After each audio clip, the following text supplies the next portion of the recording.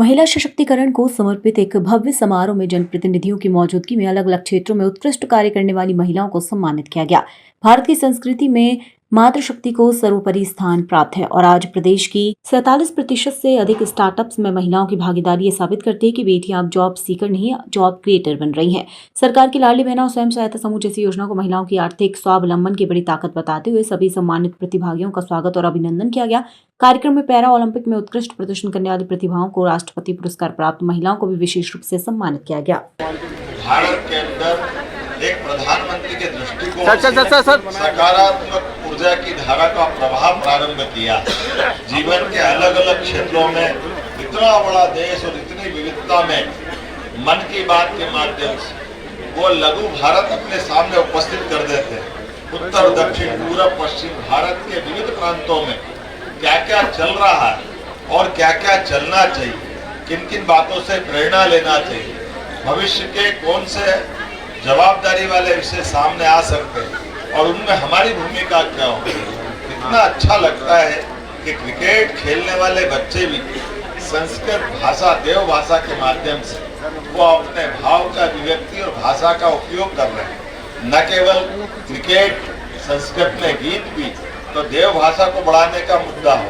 Coffee के उत्पादन से लेकर कॉफी के टेस्ट तक हमारे क्षेत्र के प्रत्येक विषय को लेकर माननीय मोदी जी हर बार मन की बात में वो सारे प्रेरक प्रसंगों को सामने रखते हुए वंदे मातरम की बात करके उनने हमको प्रेरित किया, जिसके बलबूते पर एक शब्द में देश की आजादी की ललक 150 साल पहले बंकिम चंद्र चट्टोपाध्याय जी के माध्यम से, और ये तो हम सबको भी पहली बार जानकारी आई है। गुरुदेव रविंद्रनाथ टैगोर ने अपने स्वर से उसको गायन भी करके ये अद्वितीय उपलब्धि हम सबके सामने दी थी। और उसी के साथ साथ जब केवड़िया धाम में माननीय प्रधानमंत्री जी ने तत्कालीन उप प्रधानमंत्री स्वर्गीय वल्लभ भाई पटेल को स्मरण करते हुए जो 11 हमारा अपने 31 अक्टूबर से 15 दिन का अभियान पूरे देश के विविध राज्यों के द्वारा माननीय वल्लभ भाई पटेल को स्मरण करने के लिए वो एक भारत श्रेष्ठ भारत के अभियान के अंतर्गत सारे कार्यक्रम होने वाले हैं। 11 नवंबर को मध्य प्रदेश सरकार की ओर से भी हम लोग भी गुजरात जाने वाले और अपने सांस्कृतिक कार्यक्रम में स्वयं वहाँ जाने वाला हूँ और उस समय के माननीय तत्कालीन प्रधानमंत्री के योगदान को नमन करते हुए केवड़िया धाम पर्यटन का कैसा सुंदर केंद्र बना, ऐसे टूरिज्म से लोगों को रोजगार मिले, सांस्कृतिक धारा बढ़े और हमारा देश के साथ बाकी राज्यों के साथ आत्मीय संबंध बने, ऐसे कई प्रयोग माननीय मोदी जी ने चलाए। लेकिन आज से तो छठ मैया का आनंद है। बिहार सहित पूरा देश हमारे ये त्योहार दिवाली के बाद कितने प्रकार से आनंद देते हैं इसका एहसास होता है। और छठ मैया के माध्यम से अपने उस भारतीय परिवार परंपरा में माताएं बहनें निराहार होकर के अपने सुहाग की, अपने परिवार की, सबकी सदिच्छा शुभेच्छा, उनके जीवन की लंबी आयु होने की कामना करते हुए पारिवारिक भारतीय संस्कार की धारा और मसाल प्रज्वलित करती है। मेरी अपनी ओर से छठ पर्व के इस अवसर पर भी सभी को बधाई, बहुत बहुत धन्यवाद। और इस स्कूल के मुझे ये मालूम बाद में पड़ा, आने का मेरे पहले तय हो गया था। रघुवंशी जी ने एक खास बात बताई, मुझे नहीं मालूम था कि ये पटवाजी के जमाने से, जोशी जी पटवाजी के जमाने से, कि जहाँ भोपाल में ये ऐसा जगह है जहाँ हर एक मुख्यमंत्री अपनी उपस्थिति दर्ज कराता है। मुझे 2 साल में इस स्थान की ये नई एक कहानी मालूम पड़ी। तो एक तरह से आपके यहाँ इस स्कूल में मुख्यमंत्री का आना का क्रम जारी है, मैं आपको भी बधाई देता हूँ। और ये स्कूल ने अपनी एक साख बनाई है सबके बीच, शिक्षा की धारा के साथ भविष्य की पीढ़ी को लेके चलने का ये जो संकल्प है, ये मन की बात को और सार्थक करता है।